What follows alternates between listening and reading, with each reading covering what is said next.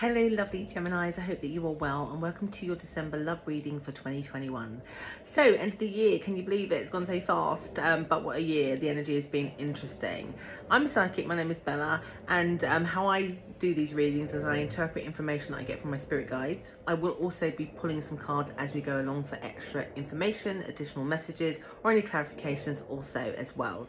If you'd like to know more about me and my services, the links are just down below, and there will be an extended to this video if you want to learn more about what's happening in your love life for this month. So Spirit are being clear with your situation. They are basically saying here, sometimes we have to break something to mend something. Sometimes we have to break something to mend something. That's pretty much what they're repeating. But the scenarios are like this. So basically saying if you're in a connection and it's going really, really badly and you've been toying with the idea that you need to break up, now, not that December is a great month to do it, but they are saying in order for it to improve, your own personal circumstances to improve, or that connection, you need to stop doing something, either end the connection or stop repeating a cycle or stop engaging in arguments with that person. You need to stop doing something. You need to end something. You do. And if this is an ex-person, you need to stop waiting. You need to stop hoping. You need to cut it off. You need to, or if somebody's with you and they're back and forth and it's a kind of weak, casual connection, but you want more, you need to break it to mend it. You need to set boundaries. You need to end patterns that are being toxic, that you have been sucked into by somebody else, whether it's argumentative or whether it's because they're sucking you into something casual and you don't want to. Maybe this is a new person and again, they hardly call you, but you're kind of like, keeping it in there. They're saying, it needs to be broken for it to fix it. There's logic in that, not just spiritualness in it, but the logic in it is, think about this not from a spiritual perspective, but if you remove that energy, you can only get better because you're saying to that energy, I'm not going to put up with that. I'm not going to do that. So when you do that, there's an energy exchange that only people that then come into your life can only treat you a certain way because you have boundaries. But from a spiritual perspective, there's an energy exchange because you're saying to the universe, I don't want to be matched with the energies like this. I don't want this cycle, these arguments to continue. I'm not going to participate in them, or I'm going to pull myself away from them. Or I don't want to have a relationship where it's casual. I'm pulling myself away from them because I don't want that energy exchange anymore. I'm not telling the universe that I accept that energy. Clear message. Because Spirit is saying you have somebody already present, again, newly dating, an ex, somebody who's present who just believes that they are more powerful than you. They have, they're shown, their energy is shown as more powerful, that they have you under control. And I've said this to another sign, I can't remember which one. That's not correct energy, that's not balanced. And with the greatest respect, it's because it's been shown that you're allowing it to happen, even if you're not realising it. You will get a better outcome. You will get what you want when you put the boundaries and say, no more, that's not what I accept. If you're in my life, it's because you're doing this, this and this. I'm not going to participate in the arguments. And if you continue, then I'm going to do this, this and this. Consequences all the way for you, boundaries, all of that. Because they're saying, when you do, and I've definitely given this message to at least 3 signs, when you do, they change. They change for the better. When you break it, it mends it. Now, that's not always the circumstances. And let's just say, because obviously, if you break it, you may decide you don't want it back. And if you break it and that person's energy is not for you, then they won't return. But for those who are meant for you, they will return, they will repair it, it will be good.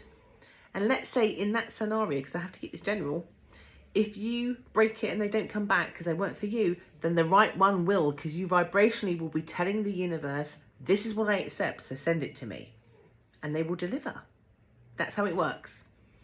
So you can't lose by breaking it to mend it for yourself. Not necessarily thinking about mending the connection. However, for those of you in a connection or wanting someone back, it is more likely favourable that it will fix itself. They will change because they will have to. They will recognise that you are not the same person. That if they want to keep you, they can't be this overlord. They can't be controlling. They can't give you breadcrumbs. They can't. So to keep the connection, or to keep some of their control, they will have to moderate themselves in a much more better and healthier way for you. It brings peace. It brings conversations. It brings a togetherness where you can plan, because where you will voice and say, look, I need this, this and this, then you will have a conversation, say, okay, I want commitment, you'll say. And maybe previously they weren't saying that, and you say, okay, you're not giving it to me, I'm off. Then a week or two later, a month later, depends on the person, they're like, okay, I want to offer it. You're like, okay, that's great. But if you're lying to me, then if you break this, then there won't be another chance. Like, you have to be that clear. And you would believe it. When they step forward, then I get planning and I get communications. I get you understanding each other on a whole new level. I get for those of you who've been maybe arguing and been in cycles of arguments, all of that stops. There is like peace between the pair of you. For you guys who have been in a relationship where it was good and then it got into this kind of funky, horrible argument cycle, it fixes it. You go back to past positive, better behaviour. Same with an ex where maybe there was a disruption. It's been on and off and casual and there's been messiness. It fixes itself and it goes back to the pleasant place that it once was. All good. Because my guys are basically saying here that because you have to pack up that energy, otherwise, or the longer that, if you ignore this a little bit, the longer that you leave it, it does become in danger of what they're suggesting to you right now in this energy, and maybe it's got something to do with the Venus retrograde energy, that it only seems to be successful in this month. If you procrastinate and leave this decision to then like put yourself first until January or February, it could be too late for that person to change or that energy to change. I mean, it's always good, no matter what the timeline is, to get to that place of change, because like I said, vibrationally, even you will get given an energy that matches you. But if you're looking to keep the connection that you want now or to have back, the decision has to be now. I hope that's clear. I also get that when you do that, they're saying that this person not only just communicates with you, that they will really have an outpouring. There's passion that comes back. They communicate, their love language slightly changed to being much more communicative.